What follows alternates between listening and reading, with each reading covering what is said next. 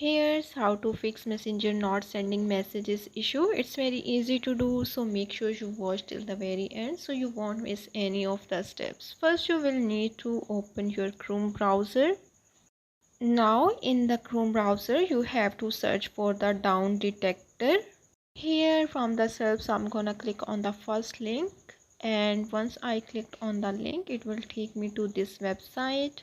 Then here you have to scroll down a little bit and go to the Messenger option. If you see a sudden spike in the lines, then it means the Messenger is down. But if it's not, then there is no issue with the Messenger. In case if the Messenger is down, then you have to wait for the few hours until it's fixed. Another way to fix this issue is you have to go to your mobile settings, and here in the mobile settings you have to click on the network settings. Then here you have to click on the Wi-Fi, and once you click on it, now here you have to again tap on your Wi-Fi. After that you have to click on the forget option. Once you click on it, now your Wi-Fi will be disconnected. Now you have to again connect it by entering your password.